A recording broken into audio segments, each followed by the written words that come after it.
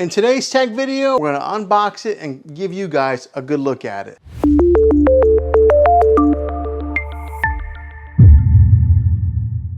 Okay, so this is what the back side of it looks like. It's just laying face down. Here's another good look at just how thin this TV is from there to there.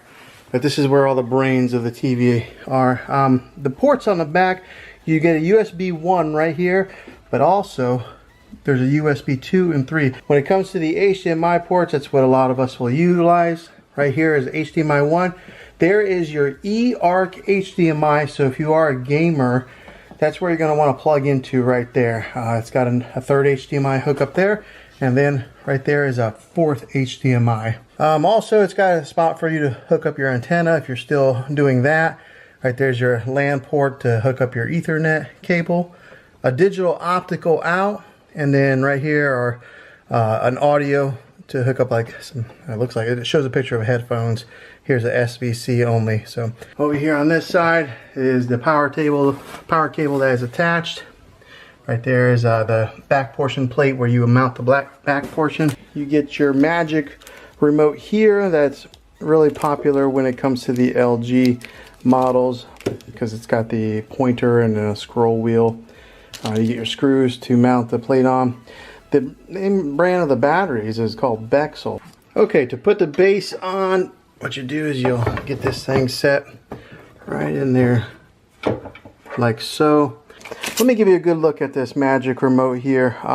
The preset buttons that they've already got pre-installed is Netflix, Disney Plus. Right there brings up like your LG menu. It's got an Amazon Alexa button, LG channels, and then Prime videos. I just set off my Alexa device talking about it. Also, it's got your home button, mute button, microphone so you can talk into it. This is the profile of the remote. I mean, it's contoured so that way you can put so it holds really nice in your hand, your fingers underneath like that. Once you have the back base on, in order to keep it stabilized, you got to put on the metal plate. Now the way to do this is you got the front of it right here, you just kind of angle it and then position it just like that. Now there are 3 screw holes here to keep a watch on, so you're going to want to align the plate so that those 3 holes match up there, then screw your screws right in here to stabilize that plate. Okay, I will be honest with you guys, LG did not make that easy to put those screws in there. So LG, if you watch this, you might want to improve the engineering on this and make those screws a little bit easier to get into there. You just constantly screw, and it's hard to find the hole on there. They don't match up very well, so be prepared to get a little frustrated. Position it. Nice and black.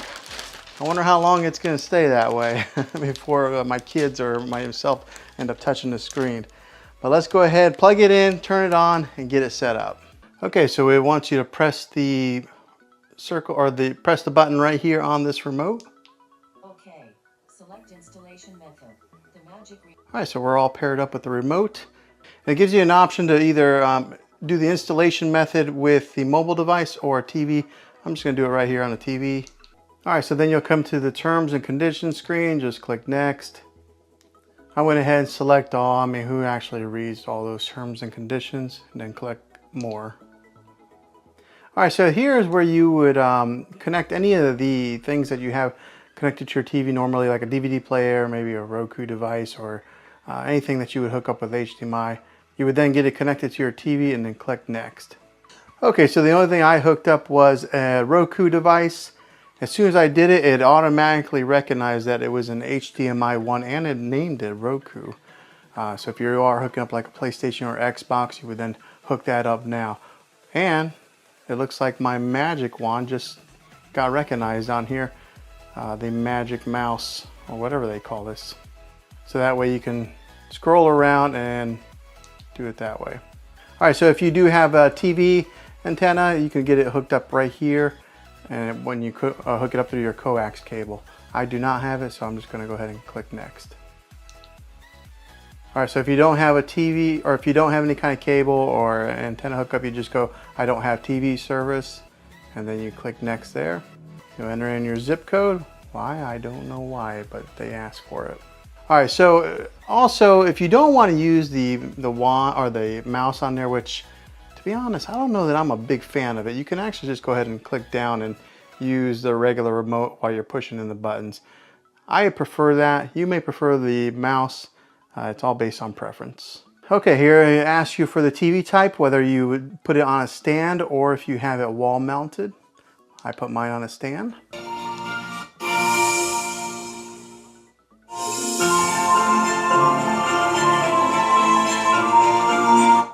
Okay, so you can see the sound difference there when you let the artificial intelligence take control there on the sound in the picture. It boosted the sound whenever I let it do the sound. I didn't really tell a difference on the picture quite yet.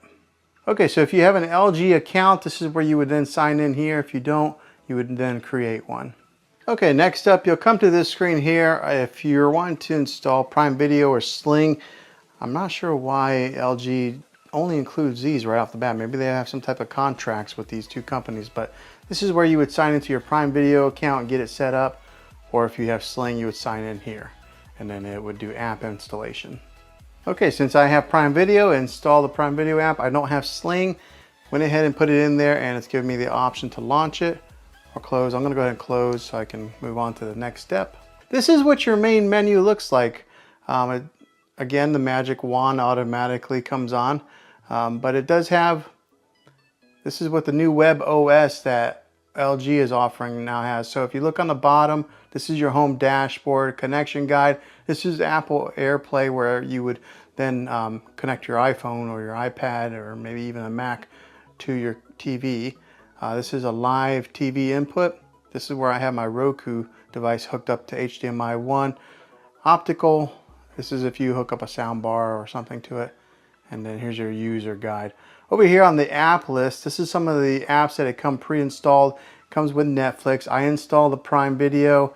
It does have Disney Plus, Hulu, Sling, YouTube, Apple TV, and then some of these other like default apps. This is where you would probably go to get it in your other apps installed. Here's where you would have like an art gallery, sports alert, and then there's your settings. Up here is a trending now that has some suggested content for you to watch. There's The Chosen, which I kind of recommend. That's a pretty good show. Here's Discovery Plus. I was kind of wondering if the LG did have Discovery Plus, but right there it is. And then you just keep on going, and these are the trending nows. Okay, scanning down a little bit further. Here is your LG channels that are free. Gives you some suggested. It's got history, ABC News Live, Film Rise, CBS News, Fox News. So it gives you a slew of content to pre-install if that's what you're wanting to watch, or I guess it's already installed, so you just click there and watch it. There's for some of you shopaholics. Right here is some of the seasons on Amazon Prime, since I did connect it through, that it's recommending to watch. Here's some of your Apple TV programs. If you do have a subscription to Apple TV, has that offered there. Here's some of the new releases, and it's got the Apple TV logo on there. All right, and that's the bottom bar, so then you just scroll back up to go to the menu. All right, so just first glance at after hooking this thing up, going from a kind of a generic TV that was here on this dresser before to this TV, the first thing I did notice was the sound was incredibly loud for this TV compared to the other model that I had. And I think a lot of it does have to do with that that plate right there that projects the sound underneath the TV and then out to you. So it is loud. Just looking at it here on first glance, this is a nice looking TV. This is the OLED display. It's got a deep black to it, which I really like. I'll go ahead and put up the art gallery. First time launching it, you have to hit agree. All right, so if you're into art, you can go to masterpieces, and then right here they got like Monet, Van Gogh, and then some of your really popular artists. But let's say I kind of liked Monet. Here's a famous one, a Starry Night. Go ahead and click on that. And it gives you some ambient music with the look of a painting with a border on there. But yeah, just looking at it, it looks Very cool. I like that it does switch to other paintings like that. So if you did want to have some type of let me go ahead and mute that. So in case you wanted to have different paintings that just flash around, if you have this set up in your living room, and you could just have that go on some type of a loop. But yeah, that's very cool. And the picture quality, I know it might be kind of hard to judge right here on a YouTube video, but it is pristine clear. Like, it is a nice looking picture. Very impressed. I guess you get what you pay for whenever you are buying like an OLED versus something that is a little bit lower quality. But if you have the money, I think I would recommend getting one of these. Okay, so hopefully this video was helpful to you. I hope it was. This is the unboxing. I'm going to be releasing another video that'll do an actual review of it. And then I will do another video that'll probably be like a 3-month later video after owning it for a little while. But yeah, hopefully this video was helpful. If it was, go ahead and throw a thumbs up on it. Go ahead and subscribe to my channel. I make tech videos all the time, and I would love to have you back in the next one. Until then, take care.